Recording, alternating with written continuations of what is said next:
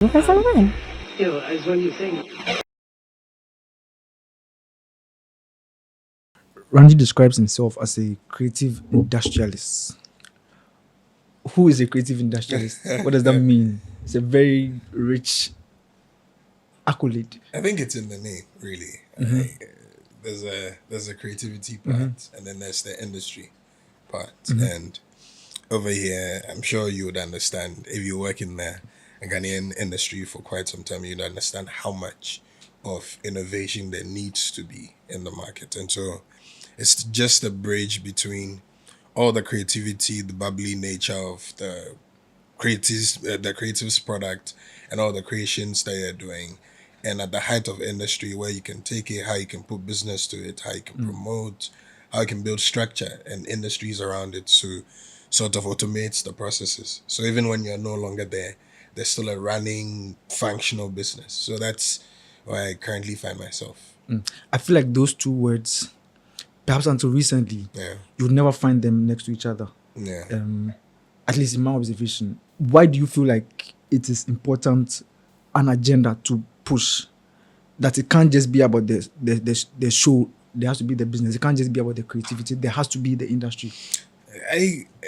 If we start on this note, I'm sure we'll get deeper and deeper into the conversation of what we're going to talk about eventually, but it has to be taken with all the seriousness there is in the world. Because, for example, we were here when inflation, for example, shot up. And everybody was thinking, it's something we shouldn't really be worried about. But inflation will tell you that 8 out of 10 people are cutting down on their expenditure for mobile data, for example. What does it mean for a creator? It means that your streaming numbers are going to suffer, your YouTube numbers. Too many things. Right. So some of these things, when people say, we need to take very, very, very serious. It can't be just a show. There's a reason it's always show business. There's the show, and then comes the business. This is where we have to take all the seriousness, put all the resourcing that it deserves and needs, all the people that need to be there, and make sure we're creating a very robust structure to keep things going. I think that's how it's going to grow. No matter the inroads that the industry makes, there's this identity that it has had to wrestle with. Yeah. In that nobody really takes the industry seriously. What else must be done? Because the tourism numbers are increasing, the music is exploding, the film is growing, Yeah. and yet we don't take it, or we don't look at it with the same eyes we look at the oil industry, for example. I think it's largely a social programming problem because we day house. Papi come from work. He work tired 9 to 5, come back, come switch TV. He don't watch movie. To him, It's an afterthought. recreation Right. and it ends there. So if you come pick book, go high school, finish come uni, finish cantalancy, you want to be that guy who produces what he watches after work. Right. It is you like, Charlie, you be afterthought, like you said. Yeah. And so it's deeply entrenched in our social programming so much that it never gets beyond the play.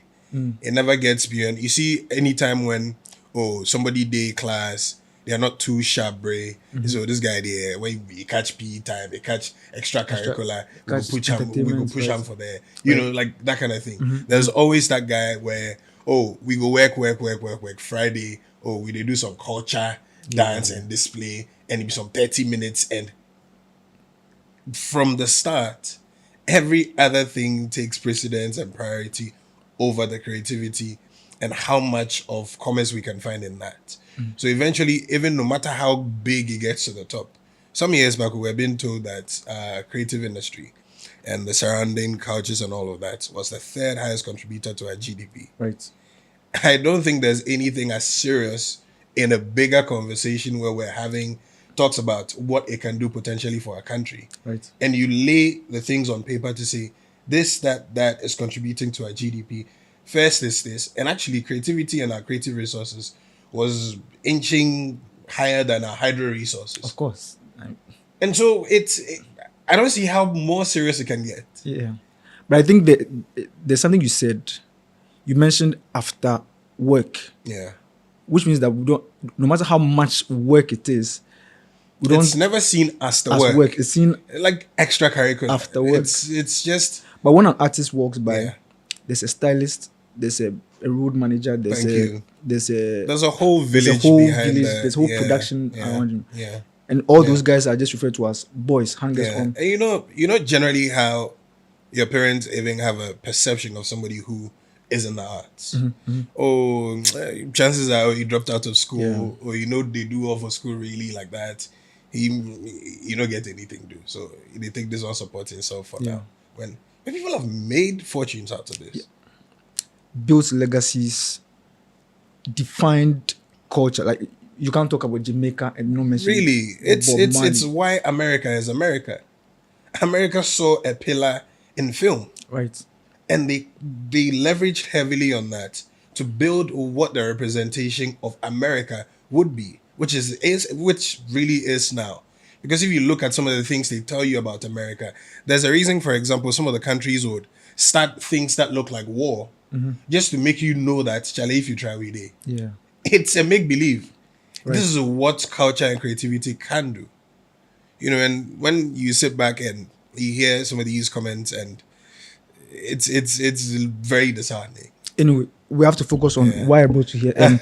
But that point about exceptionalism, I think it's not something that has been thought of, because everything we know about America is what we watch in film. Sure. So that no matter what goes on there, it's almost like we cut them a lot of slack. Our lens of America is what we see in the box. It's been ingrained so much. Incredible stuff. Ghana has to get to a point where we embrace our exceptionalism. Sure. Music festivals are becoming an avenue where we are enforcing Ghanaianness. Yeah.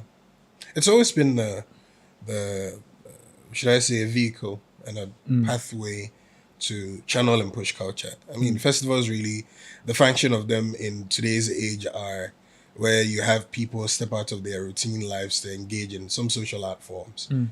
It gives you a sense of belongingness.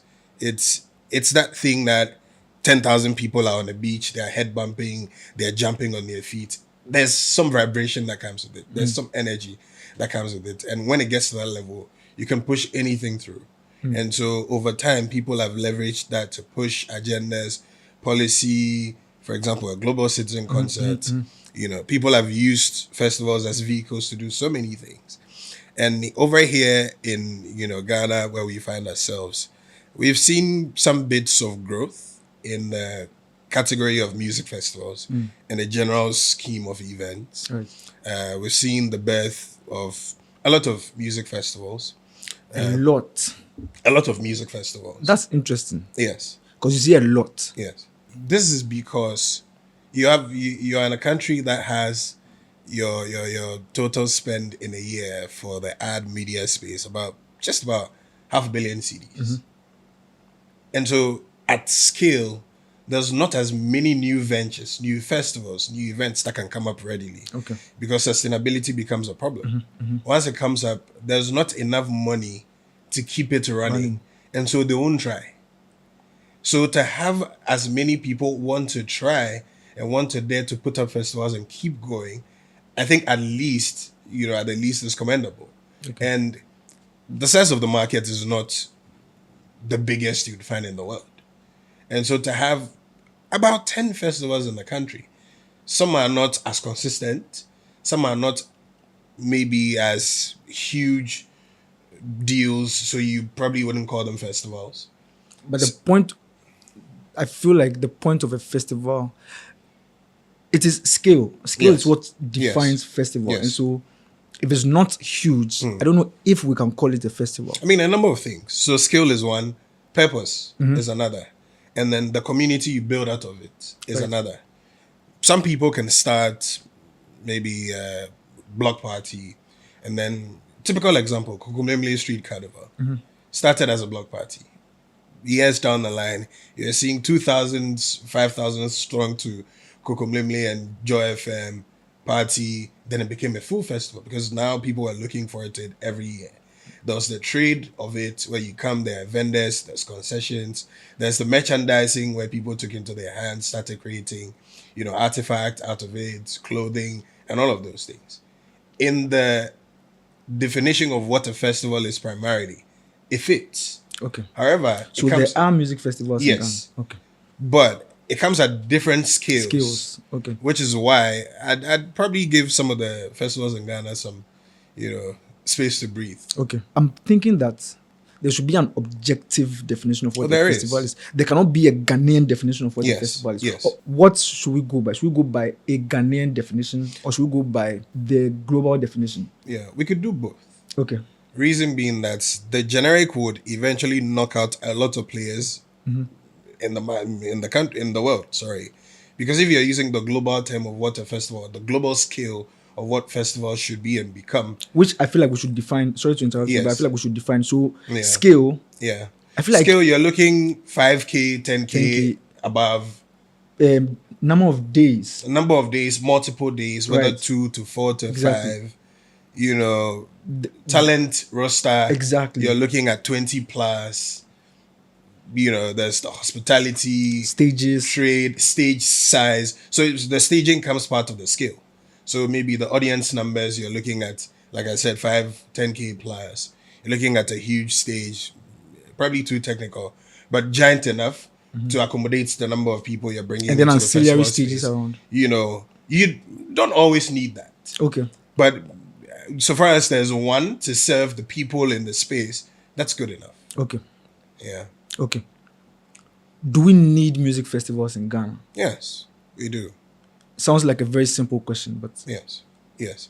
So again, like I said, festivals are a physical reflection of what we see on the digital stores, right? And so ideally, what your streaming numbers will tell you is who's topping the charts.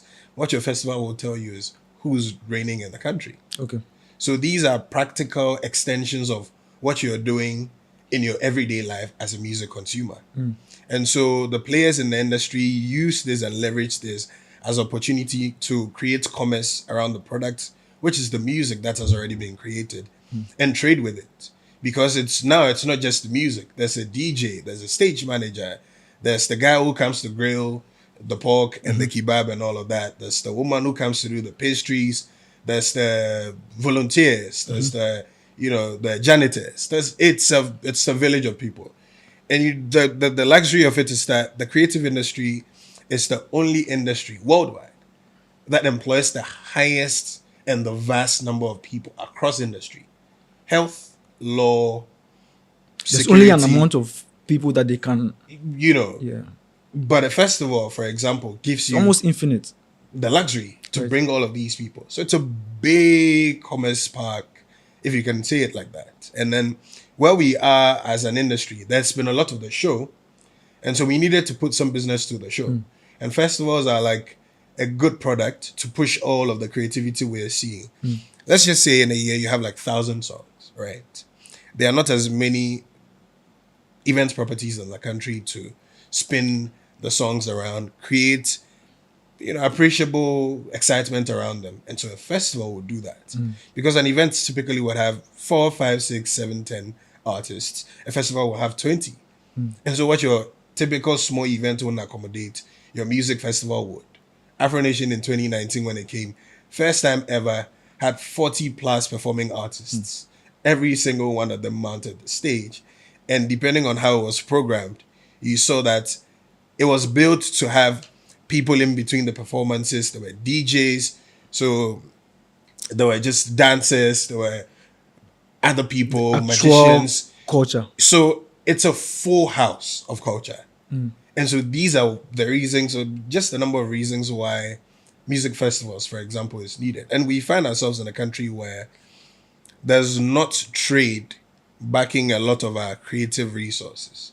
And so some of these things give us enough room to build and expand the economies of the creative industry.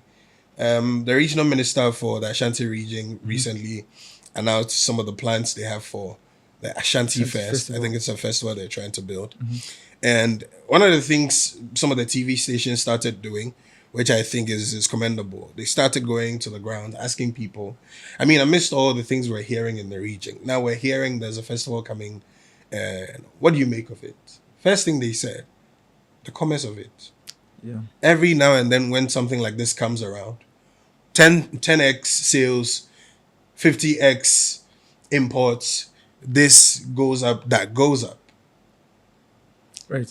But it's more than that. But for somebody at that level to even understand the What the presence of value a festival, for example, brings, that's enough. does the average Ghanaian understand what a festival culture is? Because I do know that when Afro Nation first came, one of the challenges Yeah. they had was having to explain that Too much. that a festival does Yeah. not have to have performances all night long. There have to be breaks for music. There have to be breaks for this and that. Do you think that since then we have understood what a music festival is? Yes. And every now and then there's the guy who comes on the block to set the standards. There's the guy who comes and takes the market by storm, shifts the market, whether infrastructure, whether structure, whether the way of doing things or the approach of execution. There's always that time where we find people like that. There was a time when MTN landed in the market and telco changed. Recently, there's been a number of brands that have shook our market. It's because at every point in time, there's just that room and amount and appetite for disruption. Consumers are growing by the day, and Ghanaian music consumers have grown.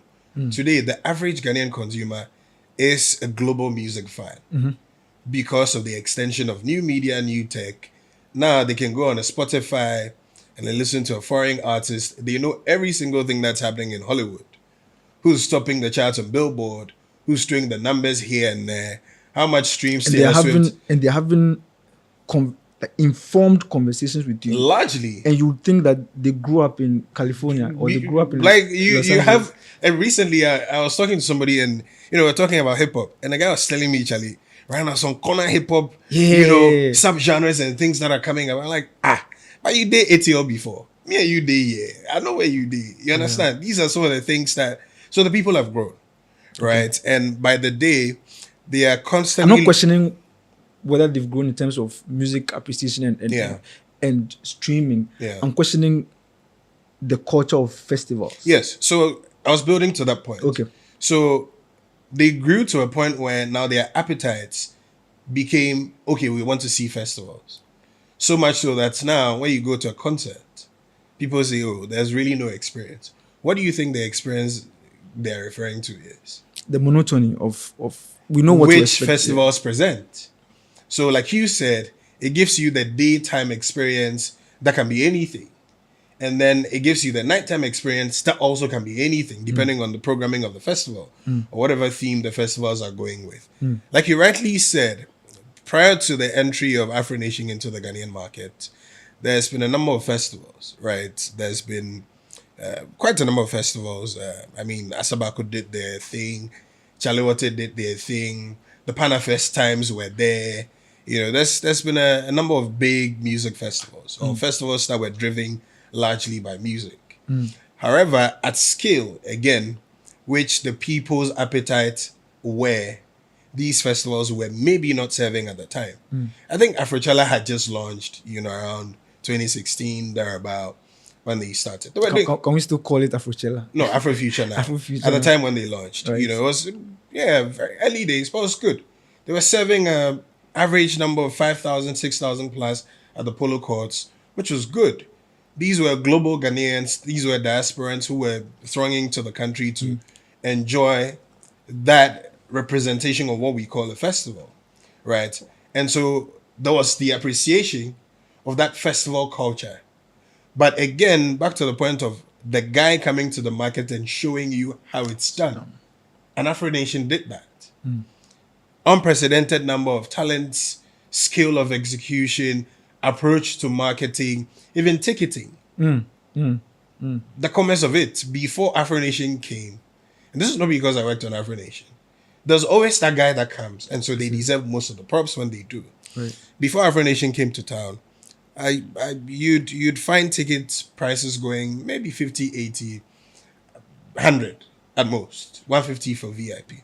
Afro Nation came to the market and said, guys, we are coming to spoil you guys, but it's coming at a fee. That is Two higher than times you are more. typically. 2 times more than you are typically used to. Because now here's why we're charging you that amount. You're getting this, you're getting that, you're getting this artist. We're flying in this guy.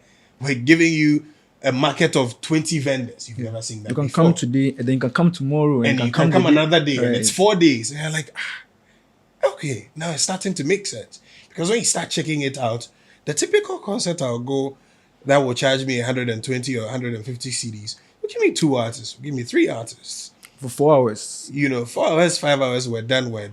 That's all. But this is giving me this. It's giving, wow. Okay. It changed how the consumers were approaching ticket buy, sales, and purchasing of everything around the industry. After Afronation, what did we see? We saw like a steady influx.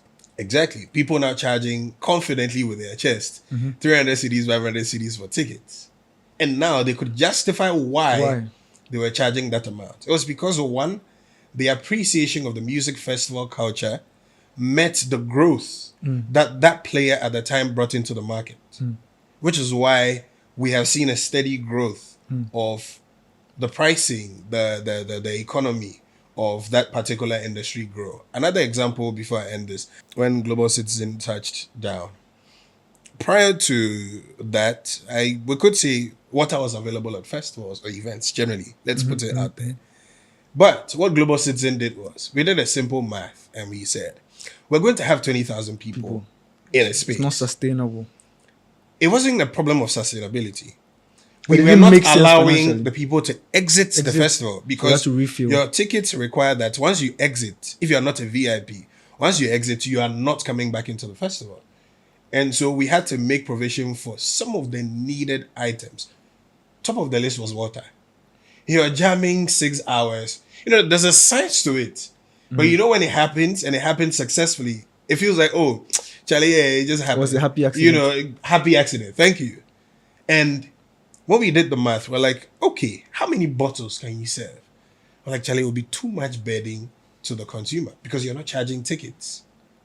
And so psychologically, they are not walking into the festival budgeting for all of these things. Because prior to the festival, you also mentioned a number of freebies they were going to get. And so a consumer, if they walked through the gates, would have some money, but it wouldn't be enough to buy all the things you're selling at the venue and take them back home. So we had to make a decision. Free water bottles, free water.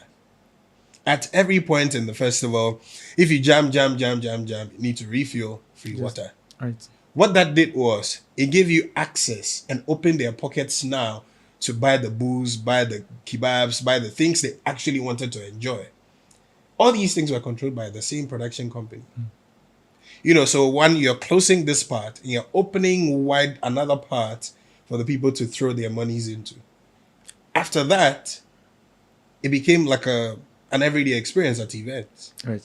Can you explain why? I think it's the first time I'd noticed at a festival where the water bottle now became a status symbol. Everybody wanted to, even after the event, everybody held it around as if to say, I was here some. Was that also a happy accident, or is it something you had? No, it wasn't a happy accident. I think the water bottles, because of the make of the bottles. Okay.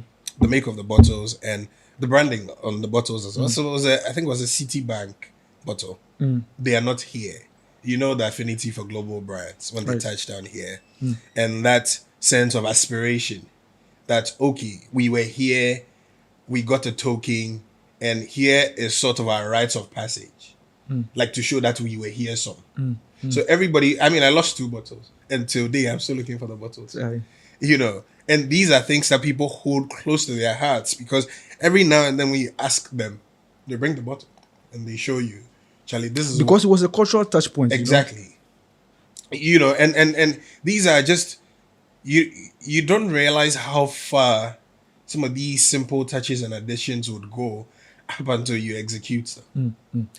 If we are going by the international definition of what a music festival is, can you name 5? What is wrong with festival culture in Ghana? I'll name the festivals, but then I just start with before I go on, there's actually a number of people or a number of festivals doing it right. But based off your question, I think it's a programming issue.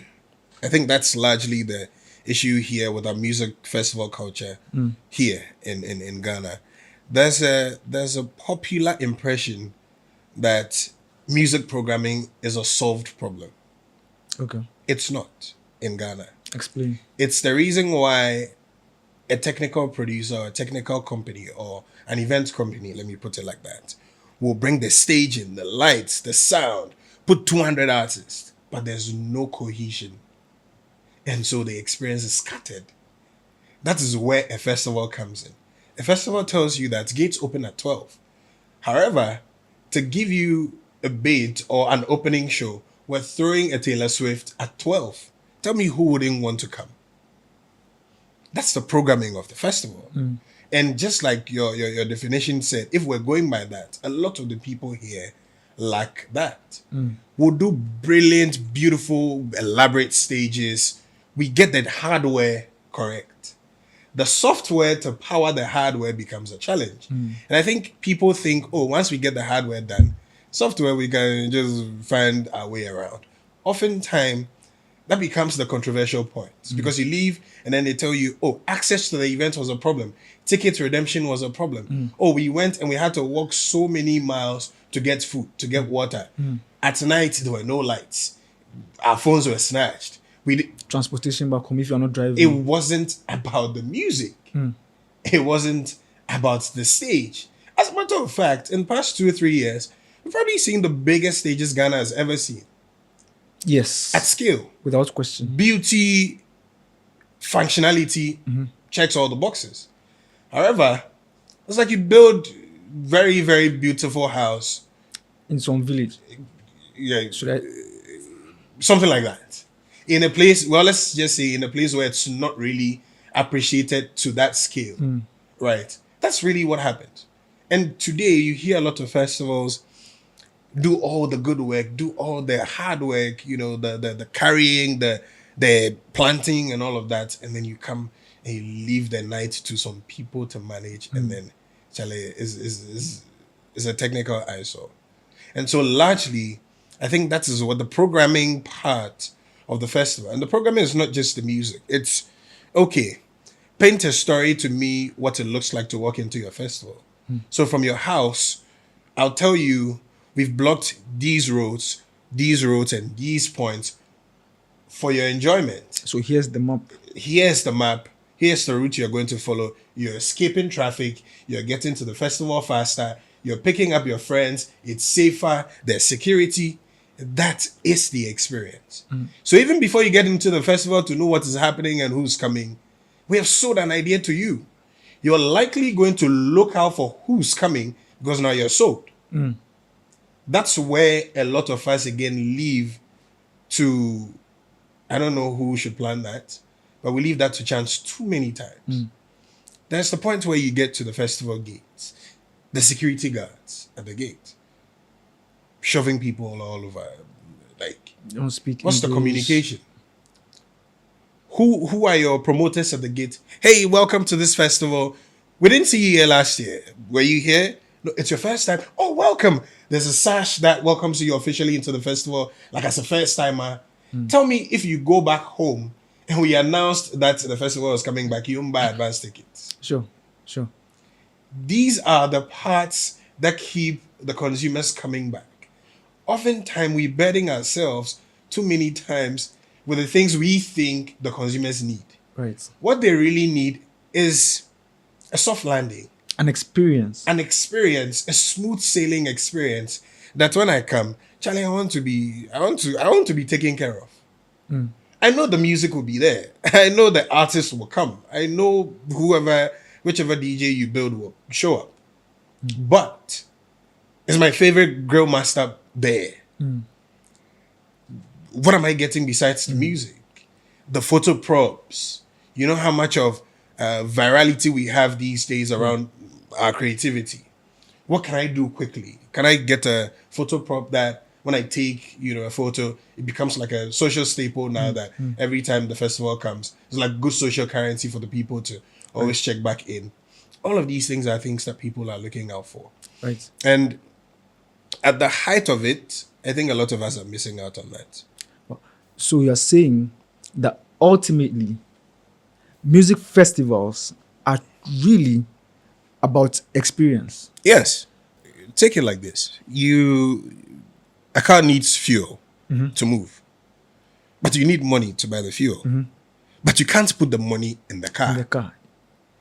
So the experience is the fuel. But you need music to drive the experience. Why Which is why I say there's a popular impression that programming of experiences is a solved problem. Okay. A lot of people think, again, once we But get... why would anyone think it's solved? Because I feel like they are dynamic. Even the way I feel today about a festival will not be how I feel tomorrow, because things are happening, the world is changing. So what is cool today may not even be cool tomorrow. Exactly. So, I think your POV is not the next person's Right. POV. And so it comes down to that. I think it also comes down to the appetites for doing big things and growth and disruption and all of that. Because, for example, what a market would force you to do is one thing. What you would want to do is another. As to whether they marry and happen at a point where you can sustain them is another challenge. Here's where I'll cut the industry some slack as well. Yes, because... I never want to cut anybody's slack. And this is why I do that, because we are in a country that doesn't allow or doesn't require a lot of these players to spend so much to be successful. Okay, so the barriers barriers to entry are not too up there like that. They are growing, they're expanding, but as it stands, it's not where it's supposed to be. And so some of the advancements you see in the global scale of festivals, you probably wouldn't see today. Maybe you see in the next 2 or 3 or 5 years. It's because, again, the pace of the market, the structure of it, and the economy that surrounds the market doesn't require the player so much to invest and want to achieve all of that. Right. I tell you for a fact, there are people here who are doing big things, like crazy, mind-blowing things outside the shores of Ghana. It's because they happen to enter markets that allow that size, scale, and form of disruption. And so they go there, they get their money's worth, they deliver the job, they come back and come and do the measured down things they're doing. Right. Which is why I say sometimes I don't blame them too much, because the market has its own dynamics that, it's just how it is. Why is it difficult to sustain the music festival in Ghana? I mean, the ones that have been sustainable, I don't think you can name them on one hand. You can. I'd say the short answer is economy. And then the long answer is even the big players out there are suffering. Because you have thrive. A very interesting way of hiding it. Yes, and let me explain. You thrive in a market that exists or is structured on disposable income. Right. And today, what do we see happening across the world? Inflation at probably the highest high. I mean, post-COVID, it's not been the same. So Coachella suffers with ticket sales. So sometimes they have to move dates around. They have to cancel shows. They have to reduce ticket prices. They report losses. Sometimes they don't break even. It's because of the same... Coachella. Yes. It's because of the same phenomenon on which music festivals or festivals generally are built. But I'm saying that there's a sustainability there. Yes. Because they've built it to a point where they have sustainable structure. Okay. That can keep it running up until a certain point. Right. Because at scale, a Coachella budget will be enough for anybody to throw a festival in Ghana. But it won't be enough, 20. But it won't be enough for a Coachella to do two of that in a year. Right. The different market dynamics come into play. You'd pay a $50, $80, $120 tickets, $200 sometimes. The resale prices go crazy sometimes. But for a Coachella ticket or a festival ticket outside Ghana, but you come here, you do the FX, and it's crazy numbers. And so, one, your pocket is affected.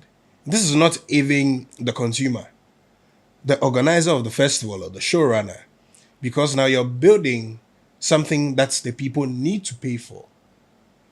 This is 5x, 10x the size of your regular concert. And if you're having to spend $500,000 for example, on a concert, you're probably spending Half times a 10 million what? cedis. Okay. For example, on, let's say, a concert here, you're having to spend 10, 20, 30 times on a festival. And again, this is a market that has a spend of less than 500 million cedis in a year. Mind you, some has gone into media buying for the big companies. Some have gone to the big advertising companies. Some have gone to where they are supposed to go. Some are not accounted for. You are not in a country that has patient capital. And so a lot of the money you get, Charlie, 3 months, 2 months, you have to turn it over and do something. The banks care about your credits. They really don't care about how much credits they can give you. There's really no facility to say, come and pick this money, turn it over in this X amount of. There's not patient capital here. I mean, the creative does not have even largely leverage. Today, a lot of banks will tell you we're not doing personal loans. It's because of where the market has gone to. You know, and some of these things are why largely the showrunners can't keep the show going. Because I'll struggle to put up the show, but the commerce I'm expecting and the returns I'm expecting to help me put it back up next year doesn't show up. And so it's very, very easy to see, Charlie, I know they see the money. The next year, let me size down. Okay. Or let me keep going with the hopes of, okay, year 2, year 3, year 4. Basic formats of business operation, the 5 years. You never bounce back. What are you going to do? You have to take hard decisions. You take a hard, cold decision on yourself before the consumer. Yes, the consumer wants it. They want it at the level where Taylor Swift shares a stage with a Rihanna and a Stonebwoy. But their pockets are not saying the same thing. And so you're caught in the middle of, do I want to impress the market or I want to build something that is sustainable? Okay. Why can't me as a creative person go to government? Why are there not opportunities for me to say, hey, look, this is the idea I have. This is my track record. What can you do to help me? Because I'm not just doing it personally. I am selling Ghana. So I think these are conversations, long overdue conversations that we should have been having, and people have had the conversations. Monies have been giving. You know the history of how... I don't know anything. You know the history of how some of the monies were dispersed and how they were expended. And so it discontinued the investments from governments, especially. But it doesn't have to be money. It could be policy. A good point you raised. At the height of every industry, you need political will to scale. Sometimes it comes in the form of cash. Sometimes it comes in the form of tax rebates. It comes in the form of waivers. It comes in the form of PPPs, public-private partnerships. Which of them are we doing? Where are we going? Who are we speaking to? What funds are available? What can we do? Because if you told me in December, which is like the biggest window of consumption of Ghanaian creativity, and you said you were doing a tax waiver on every company that employs up to 80% local talent on your event or festival, and you were shipping in goods, you were doing this, you were importing this for that festival, we're giving you up to 50% or up to 80% tax waiver. Charlie, this is more than a 2 million cedis they'll give you. It opens so many opportunities for so many players to come in.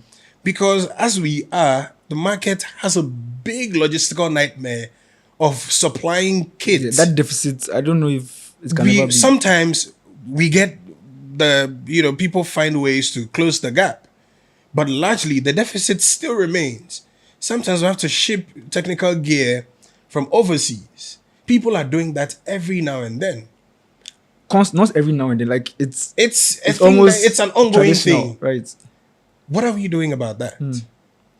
Do we say, okay, for this period, if you are coming, so we can track? I mean, you know the number of people that come through our immigration, and they give you their reasons. Some obviously, of course. Like some very superficial. Some no, but I mean, since 2019, you know that an estimated number of people 1 million people coming because of this. So you can say, for all the hoteliers, all the restaurants, all the cafes around, we're putting you under like a timed free zone, whatever program, because other companies enjoy that, right? If you're able to meet a certain revenue threshold or a certain investment threshold, we will give you this. Tell me you won't see El Abadi Beach advertising at the airport. Yeah. And this means money for the creative guy who does their ad for them. It means money for the sound guy who holds the microphone in that ad. It means the copywriter is cashing out. It means the voice artist is cashing out. Even before it gets to the artist who the people are coming to see. Everybody's taking Everybody they chop. You understand? So it's way beyond money. We need a lot of money because at some point you need heavy money and power to push a lot of things. But what we stand currently, I'm sure some of the players could do with a little push in the form of these tax incentives, the tax holidays once they enjoy, can open the room for a lot of things for the people to do. I can tell you for a fact, a lot of these players are looking out for some of these things to kick back their properties. Yeah. For somebody, their headache is that, Charlie, every year I have to import $200K, whether it's people, whether it's equipment, whether it's whatever, $500K into the country. I'm having to pay import duties in the hundreds of thousands. Charlie, it doesn't make business sense. I wanted to ask you two final questions. Why then, like, what do you then make of something like the Black Star experience that the new government has announced?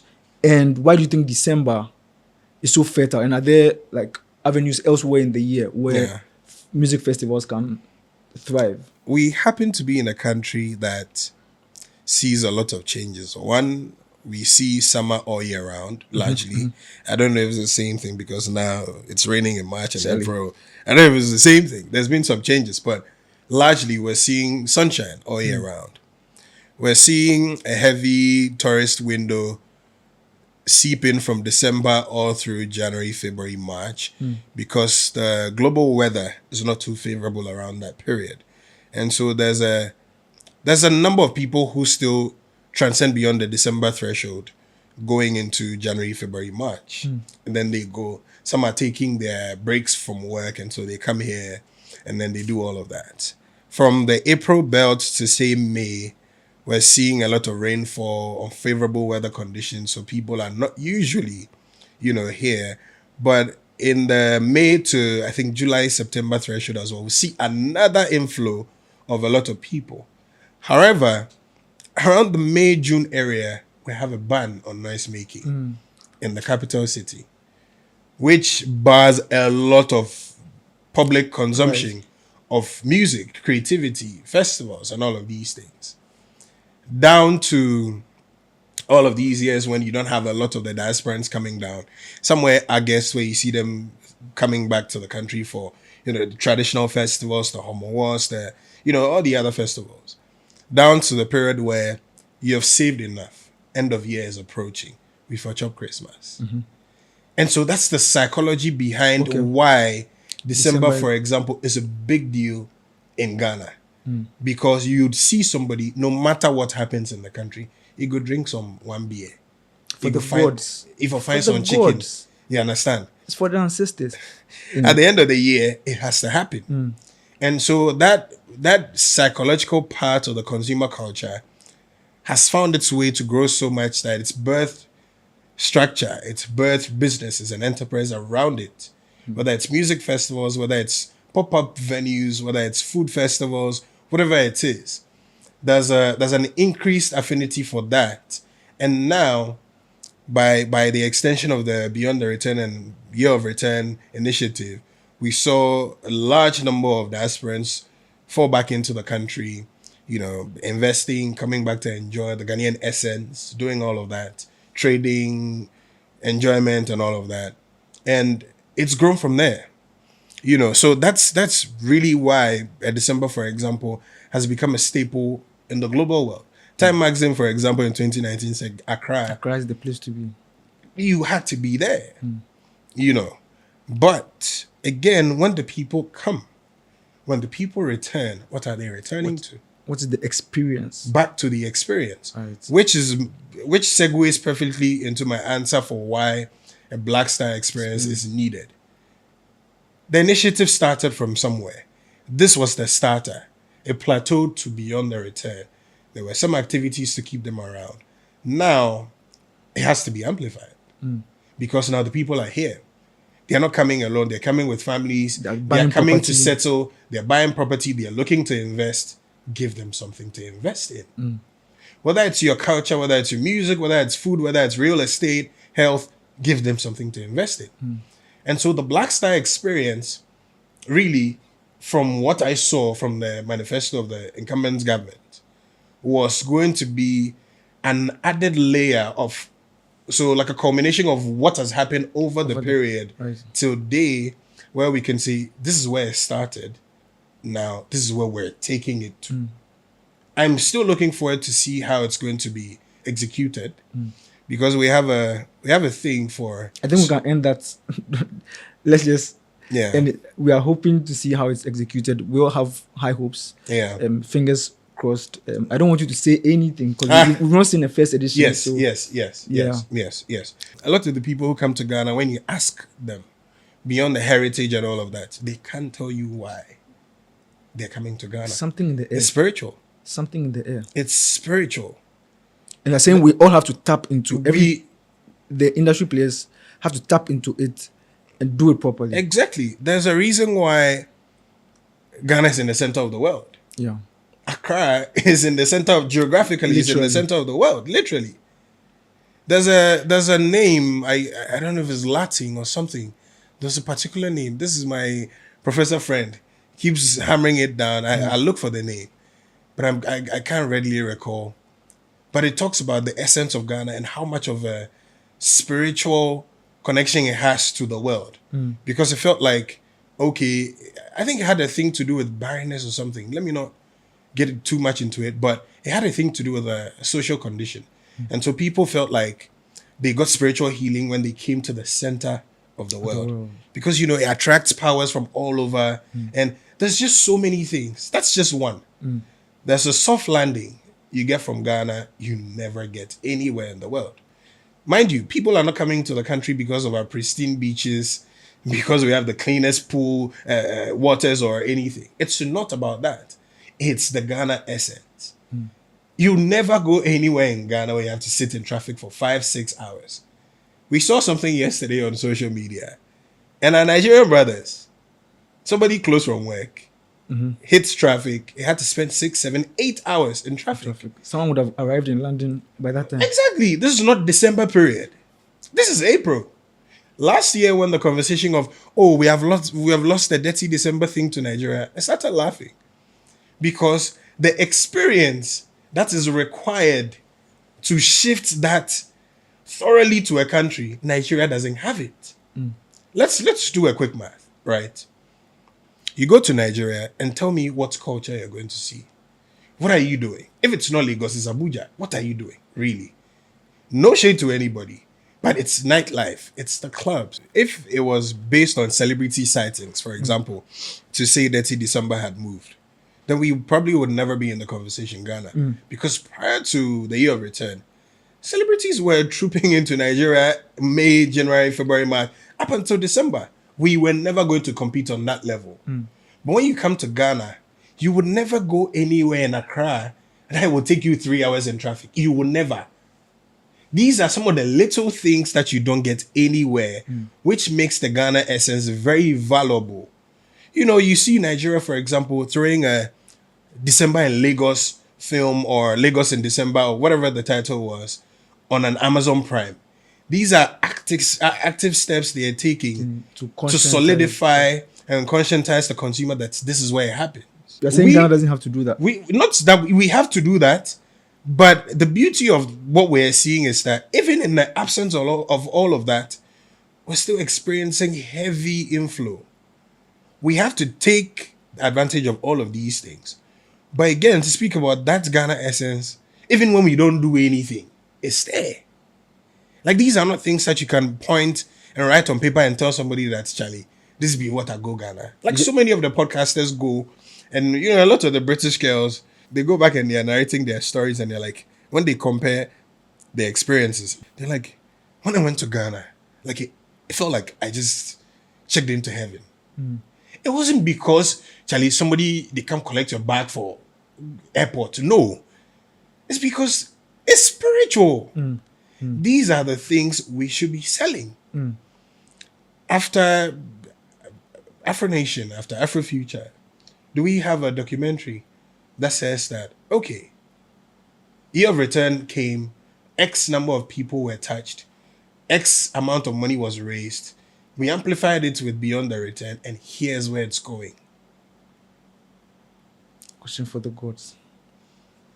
Nobody's doing that. I don't know if it's in the works, but nobody has done that yet. Right? A lot of what I saw people doing when I stepped foot on the beach when Afronation happened, every now and then when a Ghanaian song came, people took out their phones, opened their Shazams. What did we do as a follow-up?